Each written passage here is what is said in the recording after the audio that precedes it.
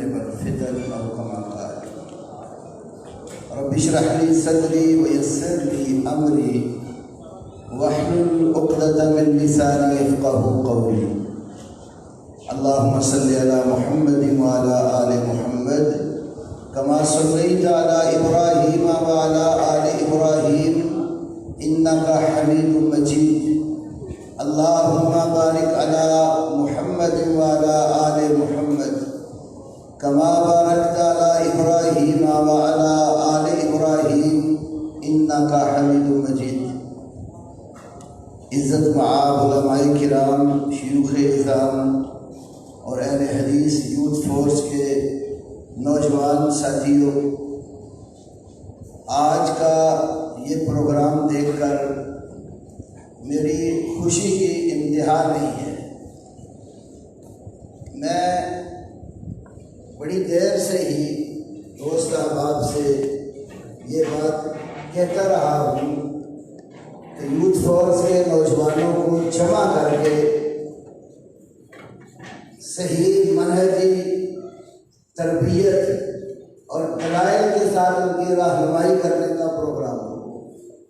یہ آج اللہ کے فضل سے صحابہ کرام رضوان اللہ علیہم اجمعین کے دفاع پر اور ان کی عظمت پر یہاں جو ہم جمع ہو گئے اور جماعت کے اکابر علماء آپ کے سامنے اپنے اپنے وقت پر کتاب و سنت کے دلائل سے گفتگو فرمائیں گے. آپ نوجوانوں کو یہ دلائل سمجھنے، یاد کرنے ادھر ضروری ہے تاکہ آپ جس بھی میدان میں کھڑے ہو کر گفتگو کریں تو کتاب و سنت کے صحیح وارث اور امین لگے. آپ نے مجھ سے پہلے شیخ غلام مصطفیٰ ظہیر امن پوری حفظہ اللہ کا خطاب سنا جو بڑے حقائق اور دلائل پر مبنی تھا. انہوں نے روافض کا سب سے بڑا جھوٹا ہونا یہ اپنے بیان میں ذکر کیا. امام عبداللہ بن مبارک رحمہ اللہ کا قول امام ابن القیم کی الصواعق کے اندر موجود ہے. وہ کہا کرتے تھے کہ اکذب الطوائف الروافض، کائنات میں سب سے بڑا جھوٹا گروہ اگر کوئی ہے تو رافضیوں کا. آپ نے اپنے ملک میں انہی ایام میں بہت ساری باتیں سنی. بدقیمت لوگوں نے خلیفہ اول سیدنا ابو بکر صدیق رضی اللہ تعالی عنہ کو کافر کہا. سیدنا امیر معاویہ رضی اللہ تعالی عنہ اور ان کے والد ماجد سیدنا ابو سفیان رضی اللہ عنہ پر لعن طعن کیا. یہ کوئی آج کی بات نہیں ہے. صحابہ کرام پر لعن طعن کرنا یہ یہودیوں اور روافض کی ایک پوری منصوبہ بندی ہے. علامہ سیوطی نے اپنی کتاب مفتاح الجنہ میں ابن قتیبہ دینوری کی کتاب المجالسہ کے حوالے سے لکھا ہے رافضیت کی ابتدا اس طرح ہوئی کہ کچھ یہودی ایک مقام پر جمع ہوئے اور انہوں نے پلان بنایا کہ مسلمانوں کے نبی محمد صلی اللہ علیہ وسلم کو گالیاں دی گئے. انہیں اسی مجلس میں سے کسی نے کہا مسلمانوں کے نبی کو گالی نہ دے گا مسلمان تمہیں زندہ نہیں چھوڑیں گے. پھر ایک شخص بولا اگر پڑوسی کو تنگ کرنا ہو تو مصر مشہور ہے، اس کے کتے کو مارے کو لگانا ہوگا. یہ مثال بیان کر کے اس نے کہا اگر مسلمانوں کے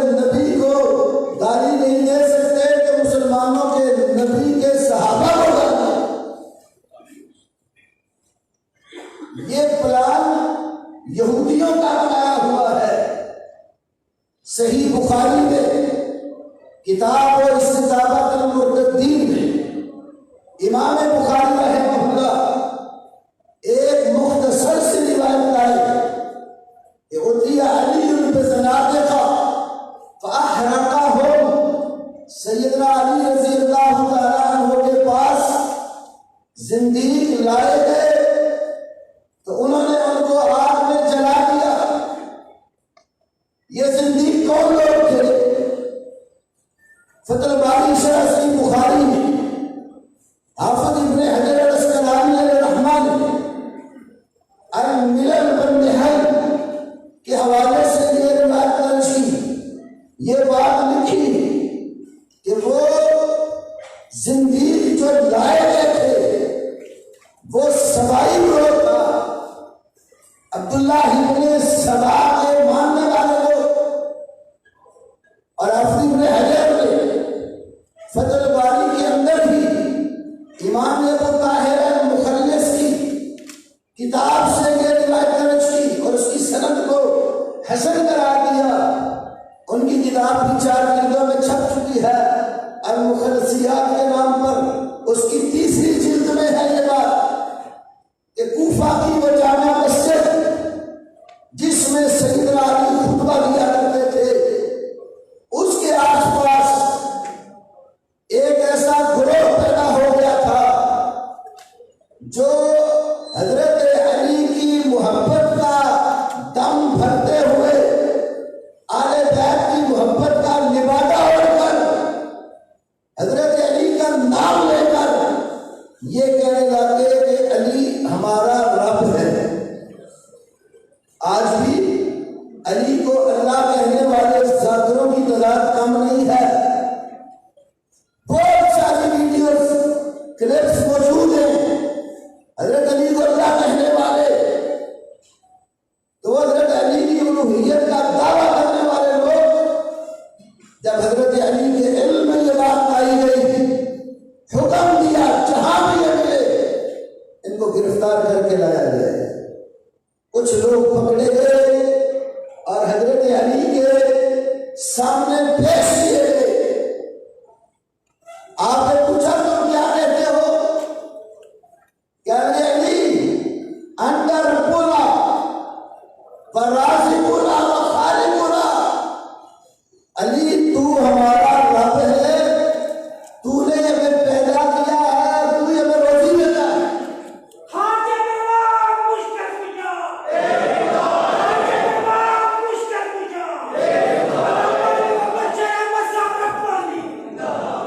حضرت علی نے انہیں کہا،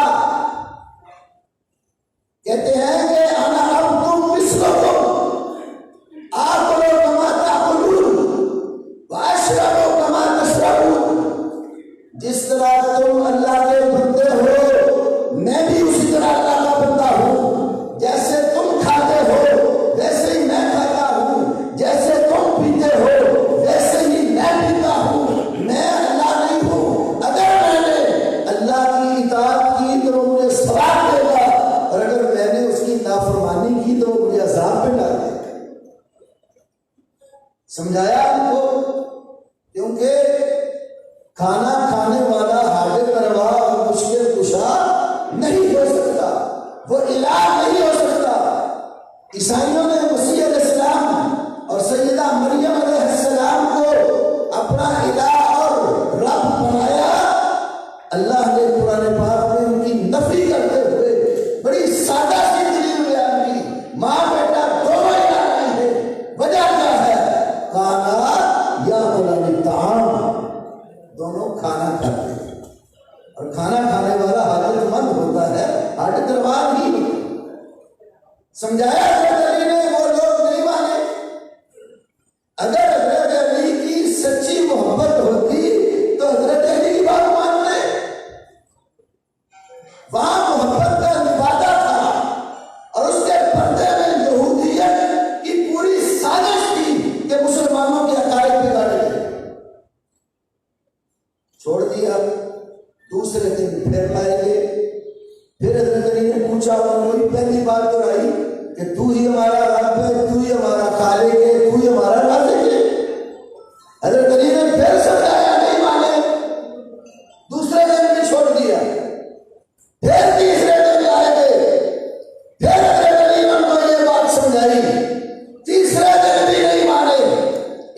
نے حجت کر لی اور پھر حکم دیا کہ آگ جلا کر ان لوگوں کو آگ میں ڈال دیا جائے۔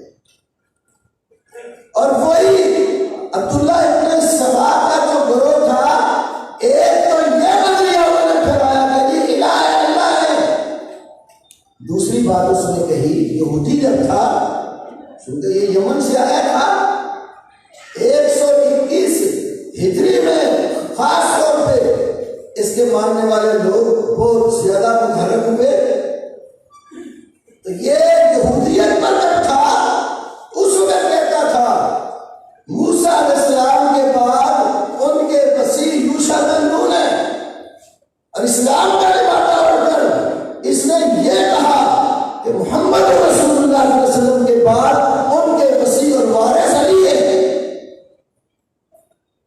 اور پھر یہی وہ پہلا شخص ہے صحابہ کرام پر طعن و تشریح جس نے اور تبرہ بازی شروع کی۔ شیعہ حضرات کی کتابوں میں سے ان کے حسن بن موسیٰ النوبہتی نے اپنی کتاب فرق الشیعہ میں صفحہ 56 57 اور 58 پر، اور عبداللہ مامقانی نے تنقیح المقال فی علم الرجال کی جلد 2 صفحہ 147 پر اس بات کا ذکر کیا ہے کہ عبداللہ ابن سبا کو پہلا شخص ہے جس نے صحابہ کرام پر طعن و تشریح کا دروازہ کھولا اور تبرہ بازی کی۔ تو یہ یہودیت کی سازش ہے۔ آج بھی یہودی زدہ لوگ اصحاب رسول پر طعن و تشریح کرتے، کبھی یہ اشارے کے رائے میں باتیں کیا کرتے تھے، اب یہ کھلے عام مجلسوں میں نام لے کر تبرہ کرنے لگے۔ ہمارے باب اقتدار سے بھی یہ بات کہتے ہیں، ملک میں ہم دنگا فساد نہیں چاہتے، یہ آپ کی ذمہ داری ہے کہ ایسے افراد کو آپ لگام ڈالیں جو رسول پاک صلی اللہ علیہ وسلم کے صحابہ کرام کے بارے میں زبانیں کام دراز کرتے ہیں۔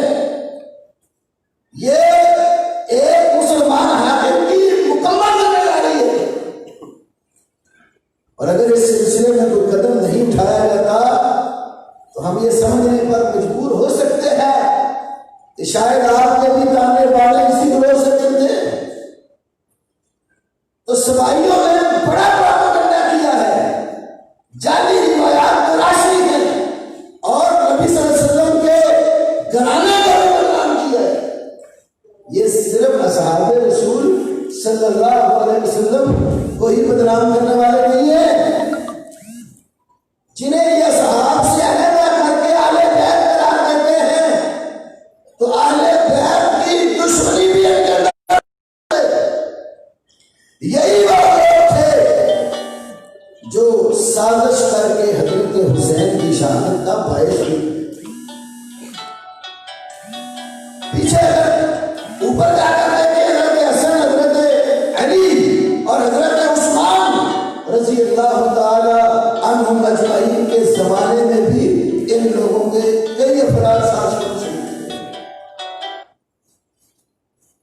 تو سبائی گروہ نے صحابہ رسول پر طعن و تشریح جاری کی اور یہودیت نے پورا کام دکھایا۔ تو ہمیں ان لوگوں کے عزائم کو سمجھنا چاہیے، ان کے طعن و تشریح کو بڑے دھیان سے دیکھنا چاہیے، کہاں سے بولتے ہیں اور کیا کہتے ہیں۔ وہ پاک باز جماعت کتاب و سنت میں تو ہے ہی، لیکن حضرت علی اور ان کا پورا خانوادہ وہ سارے کے سارے ابو بکر و عمر، حضرت عثمان، طلحہ و زبیر، سعد و سعید اور دیگر صحابہ کرام کے فضائل کے معترف ہیں۔ غلام استاد علی صاحب بات کر رہے تھے باغ فتح کی، میں اسے تھوڑا سا نیچے آ کے اور بات کرتا ہوں۔ انہی ائمہ اہل بیت میں امام زید، بڑے زید بن علی بڑے مشہور امام گزرے، امام بہقی رحمہ اللہ نے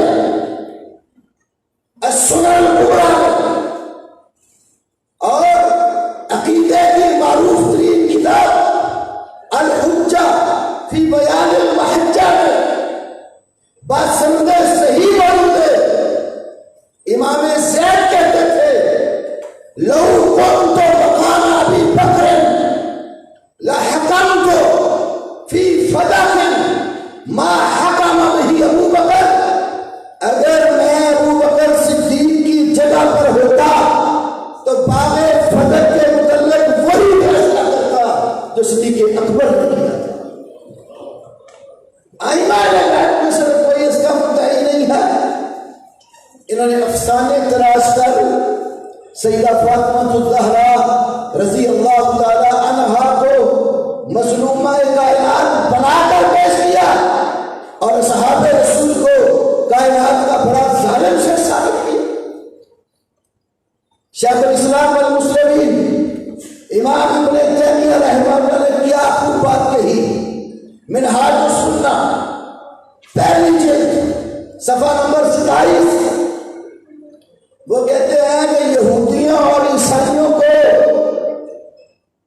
روافض پر دو وجہ سے فضیلت ہے۔ یہودی ان سے بہتر ہے، عیسائی بھی ان سے بہتر ہے۔ کیوں؟ امام ابن تیمیہ کہتے ہیں یہودیوں سے پوچھا ہے کہ موسیٰ علیہ السلام کے بعد ان کے ماننے والوں میں سب سے افضل کون ہے؟ یہودی تمہیں بتائیں گے اصحاب موسیٰ۔ عیسائیوں سے پوچھا جائے مسیح علیہ السلام کے دنیا سے اٹھ جانے کے بعد ان کے ماننے والوں میں سے افضل کون ہے؟ عیسائی کہیں گے اصحاب عیسیٰ۔ لیکن اس گروہ سے پوچھا جائے محمد رسول اللہ صلی اللہ علیہ وسلم کے دنیا سے جانے کے بعد سب سے برے لوگ کون تھے؟ یہ کہیں گے اصحاب رسول۔ یہودی اور عیسائی تو اصحاب موسیٰ کو سب سے بہتر مانے اور یہ لوگ اصحاب رسول کو سب سے بدتر کہیں۔ امام المحدثین امیر المؤمنین فی الحدیث جبل الحفظ و امام الدنیا فی فقہ الحدیث امام بخاری رحمہ اللہ نے اپنی کتاب خلق و افعال العباد میں لکھا ہے لا مبالی صلیت خلف الجہمیہ او الرافضیہ ام صلیت خلف الیہودی والنصرانی۔ امام بخاری فرماتے ہیں مجھے کوئی پرواہ نہیں ہے میں کسی جہمی یا رافضی کے پیچھے نماز پڑھوں یا میں کسی یہودی اور عیسائی کے پیچھے پڑھوں، کھاتا ایک ہی ہے۔ تو یہ بددینت لوگ صحابہ کرام کے بارے میں بڑی زبان درازی کرتے ہیں، ایسی ایسی باتیں کتابوں میں لکھی ہے ایک شریف آدمی اس کو پڑھ کے بیان کر ہی نہیں سکتا۔ وہ باتیں جس کا تذکرہ آپ نے سنا جو شیخ آپ کو بتا رہے تھے جو 2.5 سال کی عمر میں غائب ہو گیا، حالانکہ کسی بھی بات سے سند سے یہ بات ثابت ہی نہیں ہے کہ حسن عسکری کی کوئی اولاد ہوئی ہو، جو 11واں ہے نا اس کی کوئی اولاد ہوئی ہو، یہ بالکل کہیں بھی کسی معتبر دلیل سے ثابت نہیں ہے، لیکن ایک فرضی کہانی بنا لی اور اس کو غائب کر دیا۔ غائب بھی بڑے عجیب طریقے سے کیا۔ اصحاب رسول سے دشمنی کے نتیجے میں انہیں قرآن کا انکار کرنا پڑا، کیونکہ جو قرآن آج مسلمانوں کے گھر میں موجود ہے یہ سیدنا ابوبکر صدیق، سیدنا عمر فاروق، سیدنا عثمان غنی، سیدنا زید رضی اللہ تعالی عنہم اجمعین کا جمع کردہ قرآن ہے۔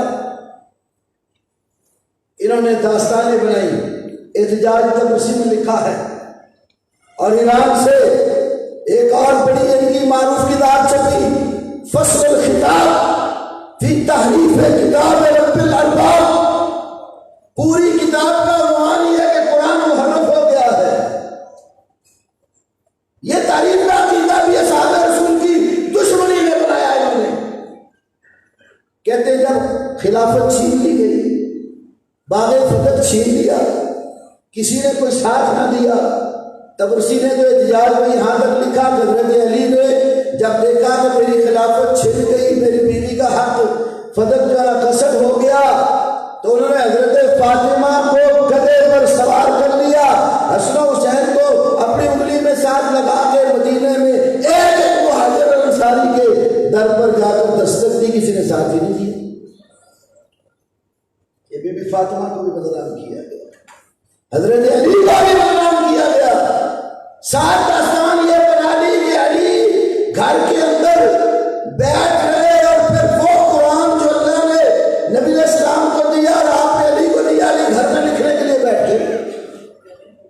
جب وہ قرآن علی نے مرتب کر لیا، لا کر اصحاب رسول کے سامنے پیش کیا، ابو بکر نے قرآن کھولا، عمر نے دیکھا، فوجد فیہ فضیحۃ المہاجرین والانصار، اس میں انصار اور مہاجرین کی رسوائی کا تذکرہ تھا۔ تو عمر نے کہا علی جا یہ قرآن لے جا، ہم نہیں مانتے کہ مہاجرین اور انصار کی رسوائی کا ذکر کرتا۔ کہتے علی نے قسم کھا کر کہا واللہ لا ترونہ بعد ھذا اليوم ابدا، اللہ کی قسم آج کے بعد تم یہ قرآن نہیں دیکھو گے۔ کہتے ہیں پھر علی نے وہ قرآن حضرت حسن کو دیا، حسن نے حضرت حسین کو دیا، حسین سے علی زین العابدین کے پاس آیا، علی زین العابدین سے امام محمد باقر کے پاس، باقر سے امام جعفر صادق کے پاس، پھر موسیٰ کاظم کے پاس، پھر محمد تقی کے پاس، پھر علی نقی کے پاس، پھر حسن عسکری کے پاس، پھر باقر کے پاس۔ بھائی وہ غار سے باہر کا پائے، اللہ نے قرآن کو ہدی للناس بنایا ہے، ساری دنیا کے لیے ہدایت۔ تو یہ کیسے ہو سکتا ہے کہ دنیا کے لیے ہدایت ہو، وہ ایک شخص لے کر باہر میں گھس جائے، دنیا گمراہ ہوتی پھرے؟ کب آئے گا؟ اصول کافی کی شرح صافی میں ملا جمیل کشمیری نے لکھا ہے، 3 جلد ہے، کہتے ہیں دنیا میں 313 پکے مجاہد ایمان والے ہوں گے، پھر مادی مار آ جائے گا۔ کیا نتیجہ ہوا؟ پوری اسٹیٹ موجودہ ایران کی 313 بھی ایمان والے نہیں۔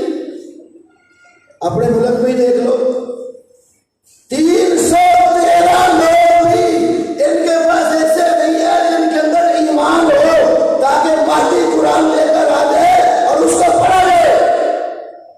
لوگوں کے سامنے جھوٹ بول کر کہتے ہیں کہ ہم تو یہی قرآن مانتے، یہی پڑھتے ہیں۔ بھائی یہ بھی تقیہ ہے، اصول کافی میں لکھا ہے، کہتے نہیں امام جعفر صادق نے کہا التقیۃ من دینی ومن دین آبائی لا دین الا اللہ تقیہ لا۔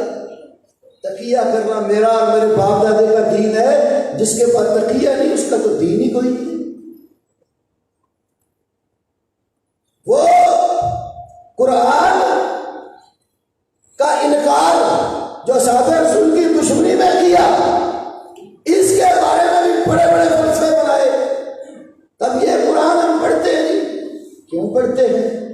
مقبول دہلوی کا ترجمہ اور تفسیر اٹھا کے دیں، سورہ یوسف فیہ یاسرون، اس آیت کی تفسیر میں اس نے لکھا یہ یاسرون نہیں تھا، یوسرون تھا۔ شراب خور خلافات کی خاطر زیر و زبر کو تبدیل کیا گیا، اور کہتے ہیں ہم تو امام زمانہ کے حکم سے اس قرآن کو پڑھنے پر مجبور ہیں۔ جب کوئی امام آئے گا اصل قرآن لے کر آئے گا، پھر حسب تنزیل خدا تعالیٰ اس کو پڑھا جائے گا۔ یہی بات بصائر الدرجات میں بھی ہے، الانوار النعمانیہ میں نعمت اللہ الجزائری شیعہ نے بھی لکھی۔ تو کہنے کا مقصود یہ ہے کہ یہودیت نے بڑا کام دکھایا، اور نفس یہودیت سے ہی نکلا ہوا ایک گروہ ہے۔ یہ فرق و شیعہ میں نوبختی میں جو شیعہ کے فرقے تھے، یہ سبائی گروہ جو اس میں ذکر کیا سب سے خطرناک رافضی ہے۔ تو انہوں نے قرآن کا بھی انکار کیا، اور یہ صرف اصحاب رسول کی دشمنی ہے۔ اذان ہو رہی ہے، میں اسی بات پر اتفاق کرتا ہوں۔ اللہ رب العالمین ہمیں ان کی سازشوں کو سمجھنے کی توفیق دے اور اپنے اکابر کے ساتھ مل کر کتاب و سنت کی دعوت اور صحابہ کرام کی عظمت کو ملک کے کونے کونے میں لے کر پھیلانے کی